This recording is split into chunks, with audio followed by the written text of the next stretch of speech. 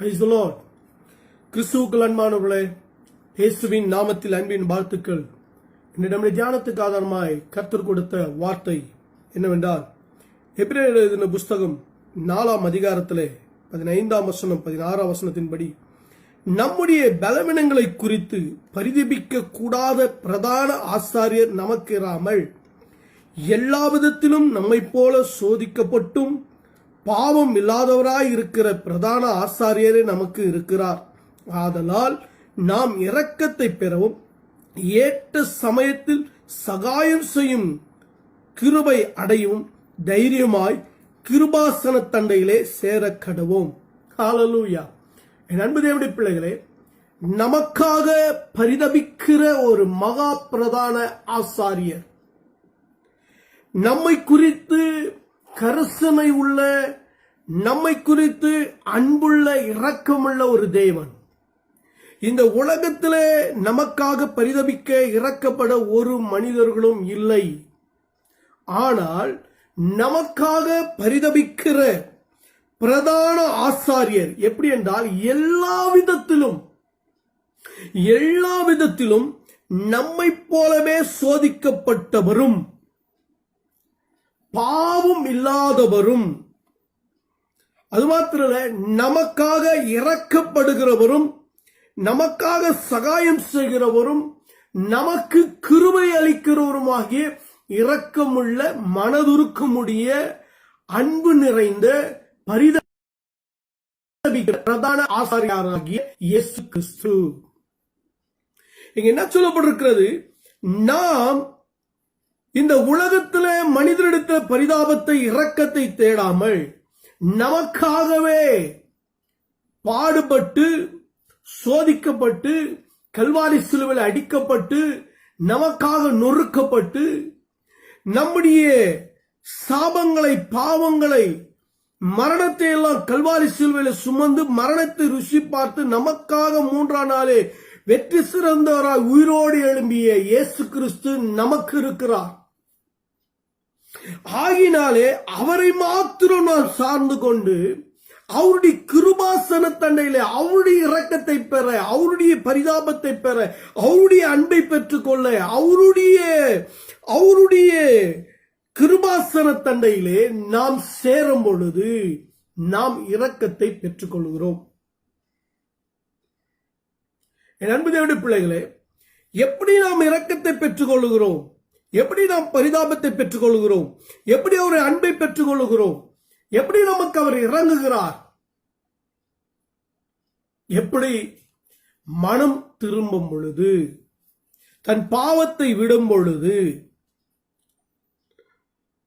நாம் நம்மை மாற்றிக்கொண்டு இயேசுவுக்கு நம்முடைய வாழ்க்கையை அர்ப்பணிக்கும் பொழுது, அவருடைய அன்பில நிலைத்திருக்கும் பொழுது, அவருடைய வல்லமையில் அவருடைய நித்திய ஜீவனை நாம் பெற்றுக்கொண்டு அவளை நிலைத்திருக்கும் பொழுது, தேவனுடைய ஆவியானவரை பெற்றுக்கொண்டு ஆவியிலே நாம் பரிசுத்த ஆவியிலே நிலைத்திருந்து பரிசுத்த ஆவியானோடு கூட இணைந்து வாழும் பொழுது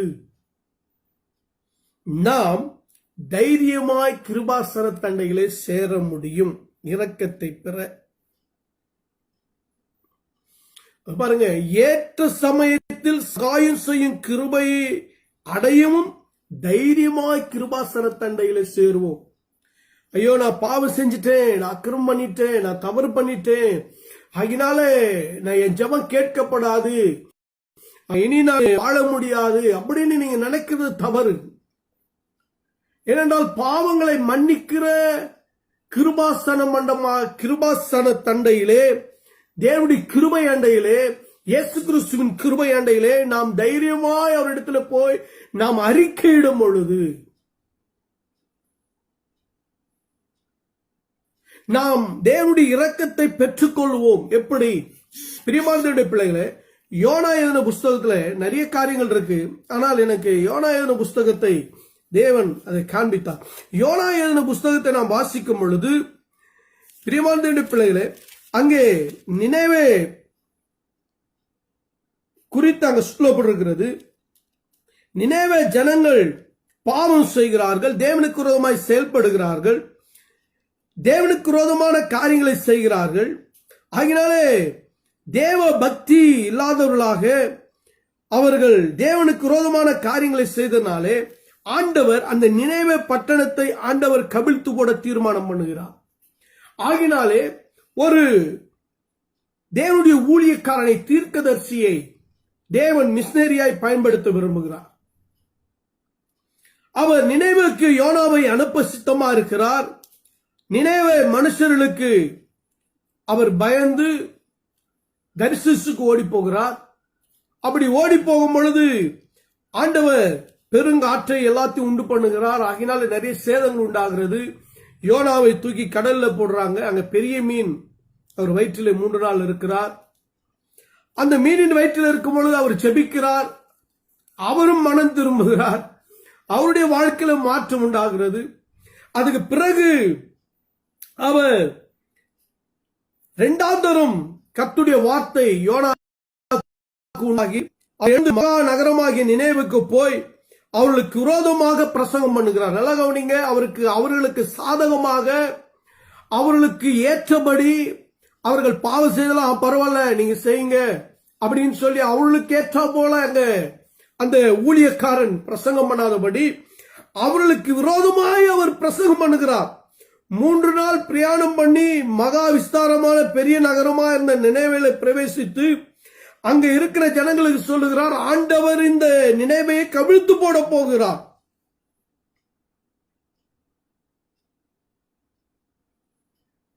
ஆண்டவர் அந்த நினைவே பட்டணத்தை கவிழ்த்து போட போகிறார் என்று தெரிந்ததுமே அங்க இருக்கிற ஜனங்கள் எல்லாம் தேவனை விசுவாசித்து உபவாசம் செய்து பெரியோர் முதல் சிறியோர் மட்டும் ரட்டுடித்துக் கொண்டு அவர்கள் எல்லாரும் என்ன செய்கிறார்கள்? சாம்பலிலே உட்கார்ந்தார்கள். ராஜாவும் தான் பிரதானிகளும் நிர்ணயம் பண்ணின கட்டளைகளை நினைவெங்கும் மனுஷர்களுக்கு, மிருகங்களுக்கு தண்ணீர் குடிக்க கூடாது, எதுவுமே ருசி பார்க்க கூடாதுன்னு சொல்லி எல்லாருமே மூடிக்கொண்டு தேவனை நோக்கி உரத்த வைக்கப்படும் வழி தம் கையில் உள்ள திரும்புவார்கள் என்று சொல்லி சொன்னார். யாருக்கு தெரியும், நாம் அமிழ்ந்து போகாதபடிக்கு ஒருவேளை தேவன் மனஸ்தாபப்பட்டு தம்முடைய உக்கிர கோபத்தை விட்டு திரும்பினாலும் திரும்புவார் என்று கூற சொன்னான். ராஜா சொல்றாரு, இப்படி ஆண்டவர் நம்ம மேல மனஸ்தாபப்படுவாரு, ஆகினால அவர் திரும்பினாலும் திரும்புவார். ஆகினால நம்ம என்ன செய்வோம்? நம்முடைய பொல்லாத வழியை, கொடூரமான வழியை, பாவத்தின் வழியை, அக்கிரமத்தின் வழியை, தேவன் ஒரு நகரத்தையே கவிழ்த்து போடுகிற அளவுக்கு நாம் எந்த அளவுக்கு பாவம் செய்திருக்கிறோம். ஆகினால இப்பேற்பட்ட காரியத்திலிருந்து நாம் மாறுவோம் என்று சொல்லி ராஜாவும் நினைவே பட்டணத்தாரும், சிறு பிள்ளைகள், வாலிபர்கள், முதியவர்கள் எல்லாரும், மிருக ஜீவனங்கள் எல்லாம் உபவாசித்து தேவனை நோக்கி உரத்த சத்தமாய் கூப்பிட ஆரம்பித்தார்கள். தேவன் அவருடைய கூப்பிடுதலுக்கு, உபவாசத்திற்கு மனம் இறங்கினாரா இல்லையா? பரிதாபப்பட்டாரா இல்லையா? பரிதாபப்படுகிறார், இறங்குகிறார். அவர்கள் கூப்பிடுதலுக்கு தேவன் பதில் செய்கிறார். எப்படி? 10ஆம் வசனம், அவர்கள் தங்கள் பொல்லாத வழியை விட்டு திரும்பினார்கள் என்றும், ஹல்லேலூயா, அவர்கள் தங்கள் பொல்லாத வழி விட்டு திரும்பினார்கள் என்றும் தேவனுடைய கிரியைகளை பார்த்து, தேவன் அந்த நினைவே ஜனங்களுடைய கிரியைகளை பார்த்து தாம் அவர்களுக்கு செய்வேன் என்று சொல்லியிருந்த தீங்கை குறித்து மனஸ்தாபப்பட்டு அதற்கு செய்யாதிருந்தார். ஹல்லேலூயா. பாருங்க, 4ஆம் அதிகாரம் 11ஆம் வசனம், வலது கைக்கும் இடது கைக்கும் வித்தியாசம் அறியாத 120,000 பேருக்கும் அதிகமான மனுஷர், அநேக மிருகங்களும் இருக்கிற மகாநகரமாகிய நினைவுக்காக நான் பரிதபியாமல் இருப்பேனோ என்றார்.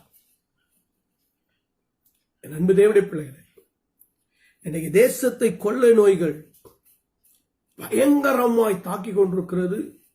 அங்கங்கே அபாயங்கள், பூமி அதிர்ச்சிகள், மழை வெள்ளங்கள், தேவனுடைய கோபம் தேசத்தில் பற்றி எறிந்து கொண்டிருக்கிறது. இன்றைக்கு தேவனுடைய நமக்காக பரிதபிக்கிற பிரதான ஆசாரியாராகிய இயேசுவிடத்திலே கிருபாசன தண்டையிலே நாம் சேர்ந்து அவருடைய இரக்கத்தையும், அவருடைய அன்பையும், அவருடைய மனதுருக்கத்தையும், அவருடைய பரிதாபத்தையும் நாம் பெற்றுக்கொள்ளத்தக்கதாக நாம் தேசத்திற்காக, தேசத்தின் விடுதலைக்காக, தேசத்து மக்களுக்காக, அழிந்து கொண்டிருக்கிற மக்களுக்காக நீங்களும் நானும் தேவனுடைய சமூகத்தில் நிற்க வேண்டும். அதுதான் ஆண்டவர் விரும்புகிறார். இன்றைக்கு தைரியமாய் கிருபாசன தண்டையிலே சேருவோம். தேசத்து மக்களுக்காக, விடுதலைக்காக. இன்றைக்கு கொடூரமான சம்பவங்கள் தேசத்தில் நடந்து கொண்டிருக்கிறது. நீங்களும் நானும் தேவ சமூகத்தில் நிற்கும்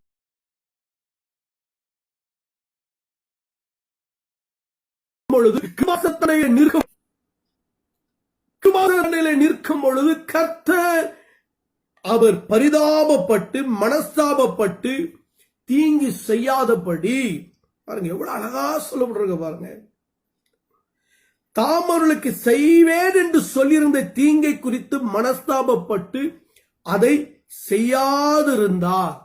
அந்த தேசத்திற்காக அவர் பரிதபித்தார். என் அன்பு தேவ பிள்ளைகளே, இன்னைக்கு ஒரு மனிதனுடைய விடுதலைக்காக, ஒரு குடும்பத்தின் விடுதலைக்காக, ஒரு சமுதாயத்தின் விடுதலைக்காக, ஒரு மாவட்டத்திற்கு, ஒரு மாநிலத்திற்கு, ஒரு தேசத்திற்காக, உலகத்திற்காக நாம் திறப்பில் நின்று தேவனுடைய இரக்கத்திற்காக நாம் ஜெபிக்கிறவர்களா இருக்க வேண்டும்.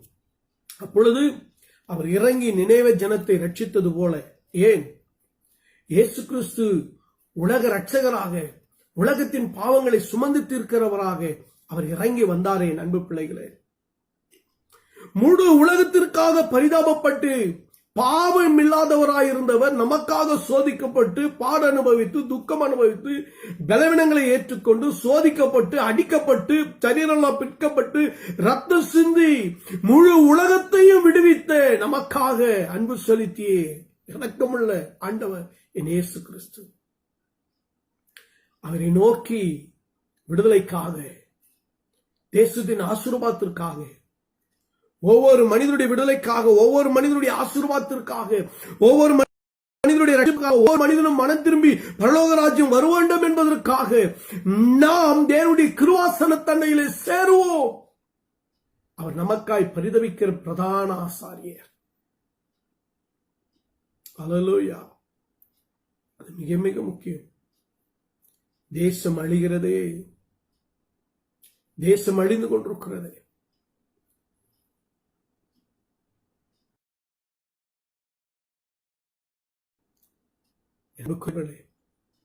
தேசத்துக்காக, சபைக்காக, கிறிஸ்தவர்களுக்காக, தேசத்தில் அனைத்து மக்களுடைய ரட்சிப்புக்காக, பாதுகாப்பிற்காக, ஆசீர்வாதத்துக்காக நீங்களும் நானும் ஜெபிக்காவிட்டால், நீங்களும் நானும் திறப்பில் நின்று கண்ணீர் வெடிக்காவிட்டால் யார் நமக்கா, யார் செய்வார்? தேவனுடைய கிருபாசன தண்டையிலே தைரியமாய் முழங்கால் படிட்டு ஜெபிப்போம். தேசத்திற்காக திறப்பில் நின்றார் ஆபிரகாம். திறப்பில் நின்றார்.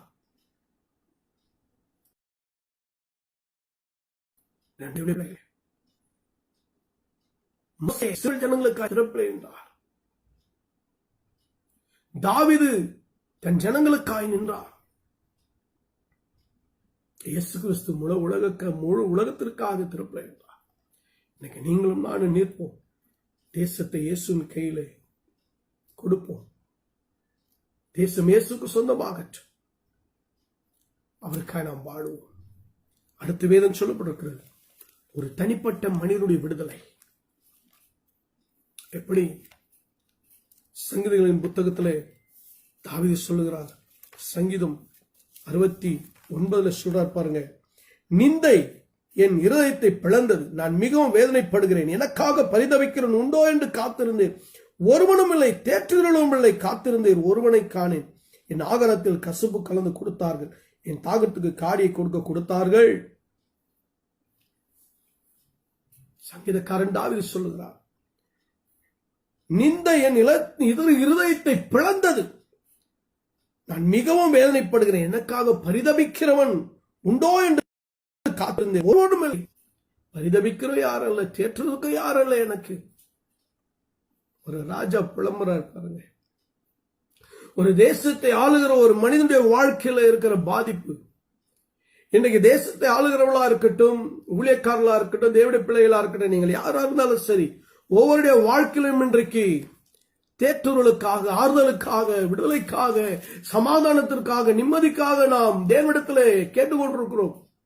எதிர்பார்த்து கொண்டிருக்கிறோம். யாராவது நமக்கு ஆறுதல் செய்ய மாட்டாங்களா? தாவீது சொல்ற, யாருமே எனக்கு இல்லை. சங்கீதம் 6 அப்படித்தான் சொல்றார். என் மேல் இரக்கமாயிர கர்த்தாவே, நான் பலனற்று போனேன், என்னை குணமாக்க கர்த்தாவே, என் எலும்புகள் நடுங்குகிறது, நான் வியாகுலப்படுகிறேன், எதுவரைக்கும் இறங்காது, திரும்பும் என்னை விடுவியும், உம்முடைய கிருபை நிமித்தம் என்னை ரட்சியும். பெருமூச்சில் நான் இழைத்து போனேன், இரவெல்லாம் என் படுக்கை கண்ணினால் ஈரமாக்கினேன், துயரத்தினால் என் கண் குழி விடுகிறது, என் சத்துருக்கள் நிமித்தம் மங்கி போகிறேன் அப்படின்னு சொல்லிட்டு 8வது சொல்றார் பாருங்க, அக்கிரமக்காரரே, நீங்கள் எல்லாரும் என்னை விட்டு அகன்று போங்கள். கர்த்தரின் அழுகையின் சத்தத்தை கேட்டார், கர்த்தரின் விண்ணப்பத்தை கேட்டார், கர்த்தரின் ஜெபத்தை ஏற்றுக்கொள்வார். ஹல்லேலூயா! என்ன ஒரு விசுவாசம்! ஆறுதலுக்காக அவர் எதிர்பார்த்தாரு. யாராவது பரிதபிப்பாங்களா, இறங்குவாங்களா, தேற்றுவாங்களான்னு எதிர்பார்த்த யாரும் இல்லை. இப்ப கர்த்தருடைய சமூகத்துல முழங்காடு பண்ணிட்டு ஜெபிக்கும் பொழுது கர்த்தருடைய ஆறுதலும், கர்த்தருடைய இரக்கமும், கர்த்தருடைய தயவும், கர்த்தருடைய பரிதாபமும், கர்த்தருடைய ரட்சிப்பும் அவனுக்கு வந்தது. அதுதான் நீங்க சொல்லப்பட்டிருக்கிறது. சங்கீதம் 66:33 வானும் பூமியும் சமுத்திரமாவில் சஞ்சரிக்கிற யாவும் அதை அவரை துதிக்க கடவது. ஏனென்றால் கர்த்தர் எளியவரின் விண்ணப்பத்தை கேட்கிறார், கட்டுண்ட தம்முடையவர்களை அவர் புறக்கணியார். தேவன் சீயோனை ரட்சித்து யூதாவின் பட்டணங்களை கட்டுவார். அப்பொழுது அங்கே குடியிருந்து அதை சுதந்திரித்துக் கொள்வார்கள் குடியிருக்கிறவர்கள். கர்த்தர் அவருடைய ஊழியக்காரரின் சந்ததியார் அதை சுதந்திரித்துக் கொள்வார்கள். அவருடைய நாமத்தை நேசிக்கிறவர்கள் வாசம் பண்ணுவார்கள். ஹல்லேலூயா! என் அன்புக்குரியவர்களே, என்ன ஒரு அற்புதமான ஜெபம் பாருங்க. இரக்கத்திற்காக, பரிதாபத்திற்காக, தேற்றுதலுக்காக தாவீது ஜெபித்தார். கர்த்தர் என் ஜெபத்தை கேட்டார் என்று அடுத்து அவர் சொல்லுகிறார். எல்லாம் எனக்கு நன்மை வந்தது என்று சொல்லுகிறார். இப்பொழுது சொல்லுகிறார், கர்த்தர் என்னை ரட்சித்தார், என்னை கட்டுகிறார், என்னை சுதந்திரிக்கும்படி செய்கிறார், ஊழியக்காரருக்கு சுதந்திரத்தை கொடுக்கிறார், அவருடைய நாமத்தை நேசிக்கிறவர்களை அதிலே வாசமாயிருப்பார்கள் என்று சொல்லுகிறார். என் அன்பு தேவனுடைய பிள்ளைகளே, நம்மை விடுவிக்க, நம்மை ரட்சிக்க, நம்மை தேற்ற, நம்மை ஆற்ற, நம்மை ஆறுதல் படுத்த ஒரே ஒருவர் தான் உண்டு, என் ஆண்டவராகிய இயேசு கிறிஸ்து. இந்த உலகத்துல யாரும் நம்பாதீங்க, கர்த்தரை மாத்திரம் சார்ந்திருங்க. அவரே நமக்கு ரட்சிகரும் மீட்பருமா இருக்கிறார். அது மாத்திரம் இல்லைங்க. லூக்கா 10:35 35 வரைக்கும் வாசிக்கும் பொழுது ஆண்டவர் ஒரு காரியத்தை சொல்லுகிறார். நாம் எப்படி மற்றவரிடத்திலே அன்பு காட்டுவது, மற்றவர்களுக்கு எப்படி இரக்கம் காட்டுவது என்று ஆண்டவர் சொல்லிக் கொடுக்கிறார். எப்படி? எரியோக்கு ஒருத்தன் போறான், அவன் கள்ளர் கையில அகப்பட்டுக் கொள்றான், அவனை வஸ்திரத்தை உரிந்து கொண்டு அவனை காயப்படுத்தி குற்றுயிராக, கொலையுயிராக அவனை விட்டு போறாங்க. அப்போ அங்கே முதலாவது ஒரு லேவியன் வர்றாரு,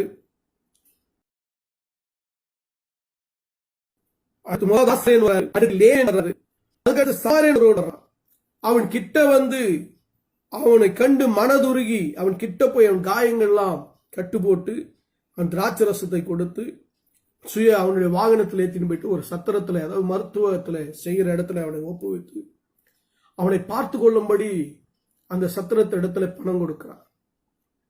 இயேசு இதை ஒரு மனிதன் தன்னை நல்லவனாக காண்பிக்கிற ஒரு நியாயசாஸ்திரிக்கு அவர் இதை சொல்லிக் கொண்டிருக்கிறார். அங்க இருக்கிற ஜனங்களுக்கு எல்லாம் சொல்லிக் கொண்டிருக்கிறார். ஆண்டவர் அவங்கிட்ட போய் கேட்கிறாரு, யார் அவனுக்கு பிறன், யார் அவனுக்கு இறங்க காட்டினவன், யார் அவன் நல்லவன் அப்படின்னு கேட்கும் போது சொல்றாரு, அந்த நியாயசாஸ்திரி சொல்றாரு, அவனுக்கு இரக்கம் செய்தவனே என்றார். அப்பொழுது இயேசு அவனை நோக்கி, நீ போய் இதை அப்படியே செய் என்கிறார். அன்பு தேவனுடைய பிள்ளைகளே, இங்க இயேசு கிறிஸ்து நமக்கு சொல்லிக் கொடுக்கிற காரியம் என்ன? இயேசு கிறிஸ்து இரக்கமுள்ளவராக, தயவுள்ளவராக, மனதுருக்கும்படியவராக, அன்பு நிறைந்தவராக, அன்பு வெளிப்படுத்துகிறவராக, நமக்காக எல்லாவற்றையும் பாடுகளையும் ஏற்றுக்கொள்வராக அவர் வந்தார். அன்று சொல்ல, நான் உங்களை அன்பு கூர்ந்தது போல நீ குற்றுயிராக, கொலவுயிராக, உலகத்தில் தள்ளப்பட்டவனாக, பாவியாக, இழிவானவனாக இருளிலே கிடந்தவனாக, அழுக்குள்ளவனாக, அசுத்தமுள்ளவனாக இருந்த நான் உன்னை அன்பு காட்டி உன் காயங்களெல்லாம் ஆற்றி உனக்கு எண்ணெயை கொடுத்து உன்னை அபிஷேகித்து உன்னை சரிப்படுத்தி உனக்கு எனக்குள்ள இருக்கிற அந்த அபிஷேகத்தை உனக்கு கொடுத்து என்னுடைய வாழ்க்கையை புதுப்பித்து உனக்கு கொடுத்திருக்கிறப்பா. அதுக்கு காரணம் என்னுடைய அன்பு. அதே போல நீயும் மற்றவர்களுக்கு அன்பு செலுத்து, நீயும் மற்றவர்களுக்கு என்ன செய்ய, தயவு காட்டு, நீயும் மற்றவர்களுக்கு இறங்கு, நீயும் மற்றவர்களுக்காய் பரிதவி, நீயும் மற்றவர்களை நேசிக்கிறவளாய் மாறு. அதுதான் கர்த்தர் சொல்லிக் கொடுக்கிறாருங்க. இயேசு கிறிஸ்து அதை தான் நமக்கு சொல்லிக் கொடுக்கிறார். அன்பு தேவனுடைய பிள்ளைகளே, தேவன் நமக்காய் நம்முடைய பாவத்திலிருந்து ரட்சித்தார், நம்முடைய கண்ணீரிலிருந்து ரட்சித்தார், நம்மை ஆசீர்வதித்து இருக்கிறார், நம்மை உயர்த்தி இருக்கிறார், மேன்மைப்படுத்தி இருக்கிறார். உனக்கு எல்லா ஆசீர்வாதங்களையும் கர்த்தர் கொடுத்திருக்கிறார். கொடுத்திருக்கிற நீ லேவியனை போல, ஆசாரியனை போல நீ விலகி போகக்கூடாது. சமாரியனை போல மற்றவர்களுக்கு இரக்கம் செய்வதா இருக்கணும். மற்றவர்களுக்காய் ஜெபிக்கணும், மற்றவர்களுக்கு உதவி செய்யணும், உன்னிட்ட இருக்கும்போது மற்றவர்களுக்கு கொடுக்க உதவணும். இதுதான் தேவன் விரும்புகிற காரியம். நாம் செய்கிறோமா?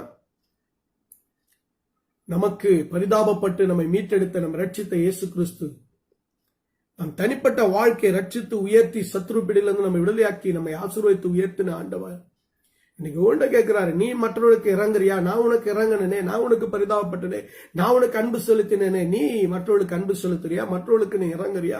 மற்றவர்களுக்கு நீ தயவு செய்யறியா? மற்றவர்களுக்கு நீ எப்படி இருக்கிறாய்? நீ அப்படி செய். அதுதான் ஆண்டவர் சொல்றார். நான் எப்படி இந்த உலகத்துல உன்னை மீட்டு ரட்சிக்கணும், அப்படி நீ போய் என்ன செய்? மற்றவர்களுக்கு சுவிசேஷத்தை பிரசங்கி, மற்றவர்களுக்கு அன்பை காட்டு, மற்றவர்களுக்கு மற்றவர்களுக்கு உதவி செய், மற்றவர்களுக்கு இப்போ திட்டம் கொண்டு வா. அதுதான் நீ செய்ய வேண்டிய பெரிய காரியம்.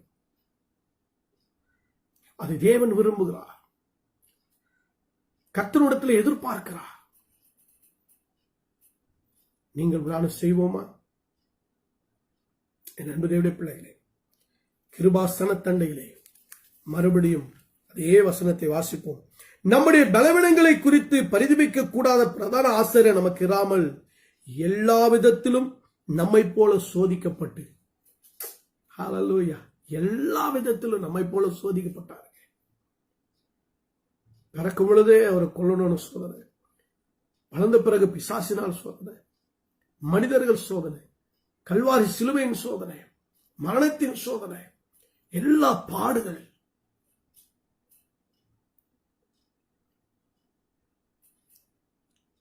நடந்தே தாங்க ஊழியம் செய்தாரு, நடந்துதான் ஊழியம் செய்தார். ஆனா இன்னைக்கு நமக்கு எல்லாமே கொடுக்கிறாரு.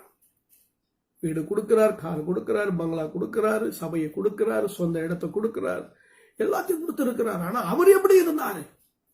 பாடுபடுகிறவராக, சோதிக்கப்படுகிறவராக நம்மை போலவே அவர் இருக்கிறார்.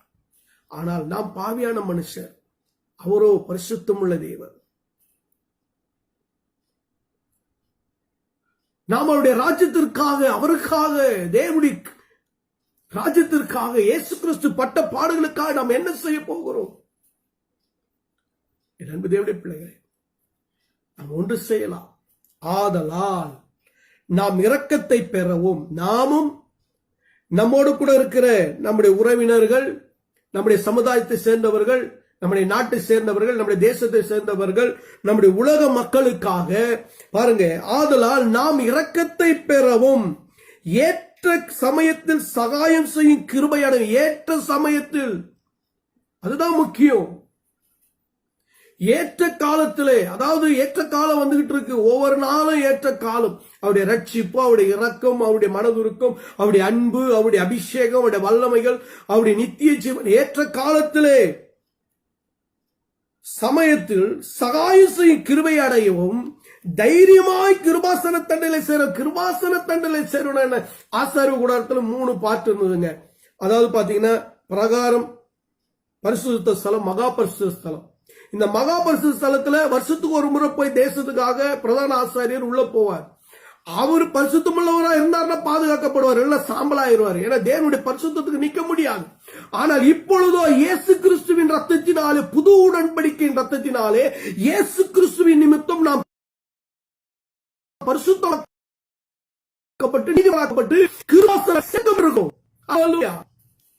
அப்போ அந்த கிருபையை தேவன் கொடுத்ததுனால தினந்தோறும் நாம் நம்முடைய தேசத்திற்காக, நம்முடைய சபைக்காக, நம்முடைய மக்களுக்காக நாம் கிருபாசனத்தண்டையில் நிற்போம். நமக்காக நிற்போம், நம்முடைய குடும்பத்திற்காக நிற்போம், நம்முடைய சபைக்காக நிற்போம், நம்முடைய ஊழியக்காரர்களுக்காக நிற்போம், விசுவாசிகளுக்காக நிற்போம். ஏனென்றால் அவர் வரப்போகிறார்.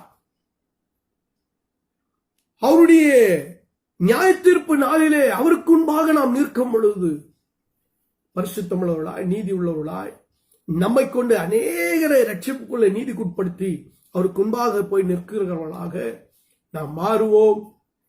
கிருபாசனத்தை சேருவோம். அன்பு தேவனுடைய பிள்ளைகளே, இந்த உலகம் நமக்காக பரிதபிக்காது. ஆனால் தேவன் நமக்காக இரக்கமுள்ளவராய், மனதுருக்கமுடையவராய், பரிதாபப்படுகிறவராய் இருக்கிறார். அவரை பிடித்துக் கொள்வோம்.